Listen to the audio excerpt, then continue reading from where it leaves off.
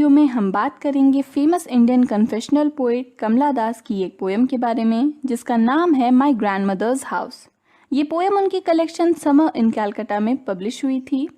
Friends, ये एक autobiographical poem है और साथ ही इसमें नॉस्टैल्जिया भी है, यानी पोएट अपने बचपन को याद करती हैं, अपनी ग्रैंड मदर को याद करती हैं और साथ ही वो इस बात से उदास भी हैं कि वो सब कुछ अब खो चुका है और कभी लौट कर नहीं आएगा, उनसे दूर हो गया है।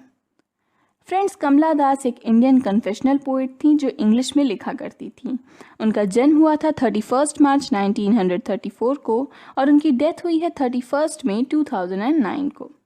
उनका पेन नेम था माधवी कुट्टी और साथ ही वो कमला सुरैया के नाम से भी बहुत पॉपुलर हैं। उनकी फेमस वर्क्स में अंतकथा, माई स्टोरी, द डिसेंडेंट्स, ये सभी पोएम शामिल हैं। तो चलिए फ्रेंड्स, अब पोएम पर आते हैं और इसे लाइन बाय लाइन रीड कर समझने की कोशिश करते हैं। There is a house now far away where once I received love. यानी वहाँ एक घर है यहाँ से बहुत दूर जहाँ कभी मुझे प्यार मिला था। That woman died, मगर वो औरत अब मर गई जिसका वो घर था। और ये औरत कौन है? तो ये पोइटेस की ग्रैंड मदर हैं जो अब मर चुकी हैं और अब वो उस घर में नहीं जा सकती हैं। The house withdrew into silence, यानी उनकी मौत के बाद उस घर में सन्नाटा छा गया क्योंकि उस घर में रहने वाला अब कोई नहीं था। Snakes moved among books, और जो वहाँ पर किताबें थी, मेरी ग्रैंड मदर की किताबें थी, उनके बीच में सांप घूमने लगे।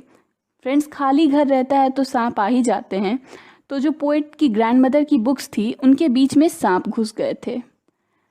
आई was then too young to read, उस वक्त मैं बहुत छोटी थी कि उन किताबों को पढ़ सकूं, इसलिए वो किताब मेरे काम के नहीं थे, मैंने उन्हें नहीं लिया। And my blood turn cold like the moon, और उन सांपों को देखकर मेरा खून बिल्कुल चांद की तरह ठंडा हो गया।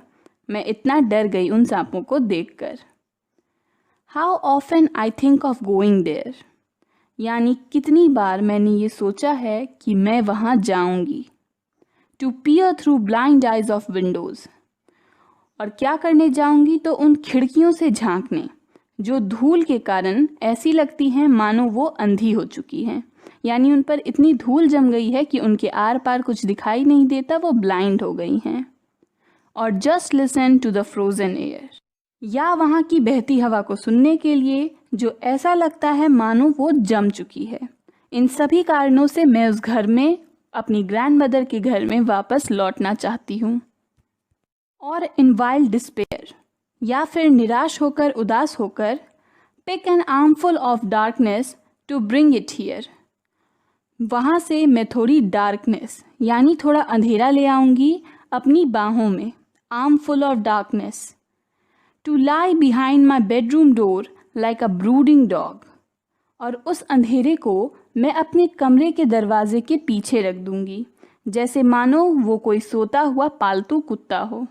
यानी वहाँ पर अब कुछ नहीं बचा है जिसे मैं अपनी साथ ला सकूँ, वहाँ बस अंधेरा है, तो मैं उस घर से वो अंधेरा ही अपने साथ लाना चाहती हूँ ताकि मेरे ग्रैंड मदर के घर का कोई हिस्सा तो मेरे साथ रहे। यू कैनॉट बिलीव डार्लिंग, यानी तुम विश्वास नहीं करोगे। Can you that I lived in such a house and was proud and loved, यानी क्या तुम विश्वास करोगे कि मैं एक ऐसे घर में रहती थी जहाँ अब सन्नाटा और अंधेरा है और वहाँ सांप घूमते हैं, और फिर भी मैं खुश थी, मुझे खुद पर गर्व था। क्या तुम इस बात पर विश्वास करोगे? I who have lost my way and beg now at strangers door to receive love, यानी मैं जिसने अब अपना रास्ता खो दिया है उस घर को जाने के लिए, और उल्टा मैं अब अजनबियों के दरवाजे पर जाती हूँ और उनसे प्यार की भीख मांगती हूँ। वो प्यार जो कभी मुझे मेरी ग्रैंड मदर के घर में मिलता था वो मुझसे खो गया है और अब मैं स्ट्रेंजर्स से यानी अजनबियों से प्यार मांगती हूँ। At least in small change, यानी कि अगर मुझे उतना प्यार ना मिले जितना मुझे मेरी ग्रैंड मदर के घर में मिला था तो कम से कम मुझे उसका छोटा छोटा हिस्सा ही मिल जाए। स्मॉल चेंज यानी उसका छोटा हिस्सा। तो फ्रेंड्स, यहाँ पर ये पोएम ख़त्म होती है। पोएम बहुत ही सिंपल है। पोएट अपने बचपन को रिकलेक्ट करती हैं, याद करती हैं कि किस तरह वो अपने ग्रैंडमदर के घर में खुश थीं और जिस तरह उनकी ग्रैंडमदर की डेथ हो गई उनकी वो खुशी उनसे छिन गई। साथ ही इस पोएम में नॉस्टैल्जिया का एलिमेंट भी है क्योंकि पोएट चाहती हैं कि वो अपने ग्रैंडमदर के घर का कोई भी हिस्सा अपनी ज़िंदगी में वापस ले आएं, चाहे वो अंधेरा ही क्यों ना हो। वीडियो में हम बात करेंगे फेमस इंडियन कन्फेशनल पोएट कमला दास की एक पोएम के बारे में जिसका नाम है